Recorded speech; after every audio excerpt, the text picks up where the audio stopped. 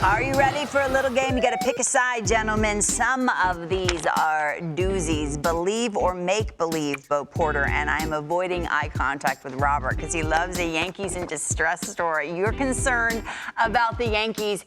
Believe or make believe. They started off 49-16, 23-28 since that hot start. What say you?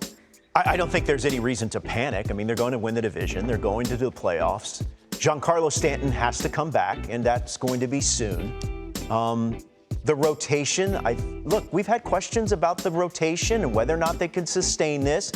I think the biggest concern, if there is one, and there is one, and it's the bullpen. What are they going to do at the back end? Clay Holmes, Aroldis Chapman? That's the most pressing concern for me, Bo. Yes, the bullpen is a pressing concern, but overall, I'm not concerned about the New York Yankees. They've played so well all season to give themselves this cushion. Every team go through these type of ebb and flows throughout the course of the season. If you're the Yankees, you're actually happy that you're going through this flow right now, and you don't want to get to the end of the season and be feeling like you're not ready. I think they'll get it turned around, and they'll move into the postseason ready to go. Over 162, you knew this was coming, but... I'm not going to worry, but at the same time, this offense is so reliant on Aaron Judge being great. There's a couple of outs in this lineup right now, and they got to find a way to kind of clean it up and give themselves a better chance. Glaber struggled. Donaldson's been in and out. IKF has done no damage for this team.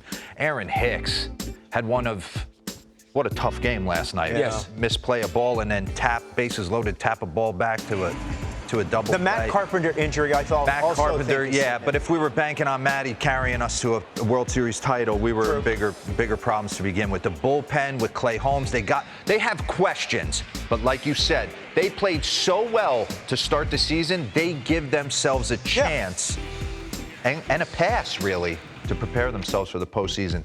But if I'm Booney, I'm a little concerned about what I look like. Not at my worst, but just kind of, can we come out of this? And you said it a month ago. They're predicated on Judge hitting. The numbers without Stanton are glaring. Their starting pitching has been great. That's going to help. Has been great.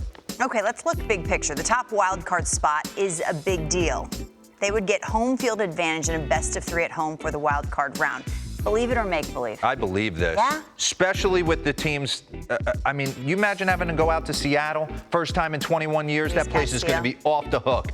If you got to go into Atlanta, Truist Park, when they turn the lights out. Or if you got to go to Toronto and have to deal with the vaccination as it relates to your players. You want to deal with that? It's a big deal. I think it's a huge deal. 3 home games? All home games. Yes. That's the thing. Believe. On back-to-back days. Exactly. Yes. Sleeping in your own bed. Home teams have won 24 of 37 games last postseason. Last wildcard team to win 2019 Nationals, Gurley Dubs. Strength of schedule. This is interesting because we use this a lot to dictate the way a season's going to go. Strength of schedule means nothing down the stretch. So let me kind of lay it out, Bo. The Rays have the hardest remaining schedule among AL teams, and it's the Pods in the National League. Doesn't matter. Strength of schedule means nothing down the stretch. Believe or make believe? I think it matters, especially if you're a team that's fighting for your playoff life. And D-Roll kind of alluded to this. It kind of helps having to play playoff games down the stretch. If you're that team. You want to play good teams. I want to play good teams because it starts to prepare you. Your players are going to concentrate more. They're going to lock in more. You do not want to play against teams that have nothing to lose down the stretch. So it's not the theory of, we can rest, we can kind of relax and can coast. Give me the Nationals and the Pirates, no offense, all day in September, and let me guarantee myself. But there is something to be said for what Bo is preaching right there. You want to be battle tested going in. I mean, especially like a team like the Dodgers, you're going to rest all these guys and 17-game lead. Your starting rotation's kind of like you don't totally know who you're going. You don't want to be in that limbo. You want to go in playing hot baseball, continuing that driving trend. In 2016, the Detroit Tigers came to Atlanta at the beginning stages of the reset for the Braves, and we had a bunch of young guys. We're mixing and matching. We're piggybacking starters. We took 2 out of 3 from them and knocked them out of the playoffs. Those are dangerous teams down the stretch. you would rather play somebody that's all in. You actually know what you're going to get from those teams. You start playing teams that don't have anything to play for, they're trying to find out about next year. Yeah, in you which don't even it's know very, their lineup. It's very difficult to manage those situations. I would rather play some teams. Some dude from the minors you've never seen. Exactly. Throwing That's 98 playing for their life, cut really. and six. Yeah, absolutely. So yeah, I think it does matter a little bit. Oh, this is interesting. Red Sox still alive in the playoff race.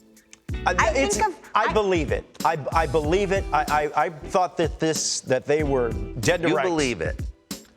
I still don't think that they can get in, but man, they've got a run in them. They have a run in them. You always say we're if Alex Cora wasn't their manager, I would not believe this. Yeah. But there's something about him that I give him a chance. I believe in Cora, but when you start to look at having to jump 3 teams to get in, and the bigger problem for the Red Sox is that those teams are in your division.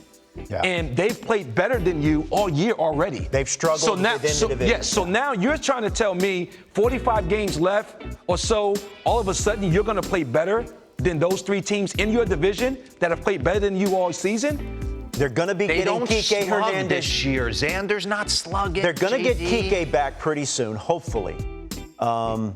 Michael Wacha looked excellent, but health has been an issue. So I mean, the schedule, though, talking about strength of schedule, 6 left against the Blue Jays, 9 against Tampa Bay. Yes, I mean, they're in the toughest division in baseball, and they're trying to leapfrog 3 teams. You say we're a good week and a half away.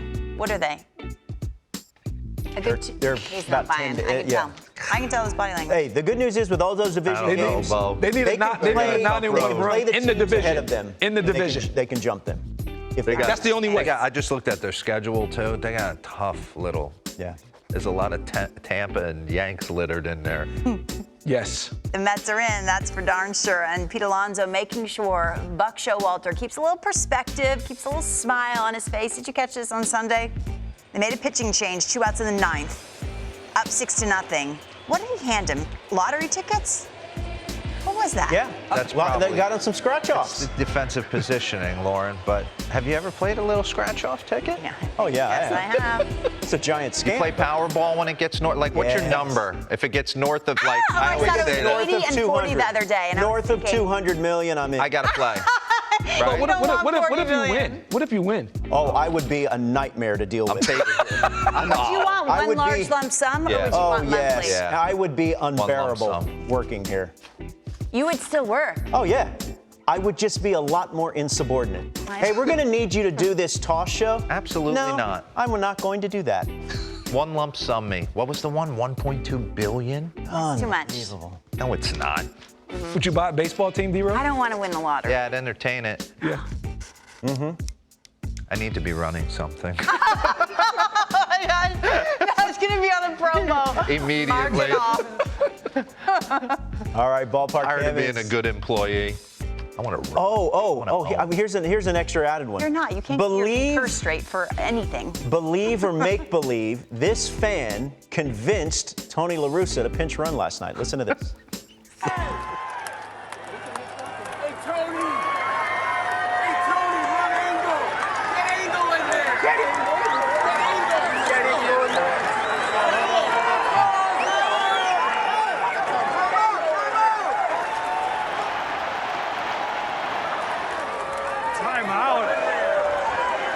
He's gonna pinch run. He's pitched, and he called it.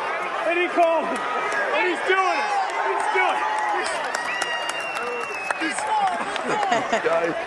This is so good. When he fell asleep.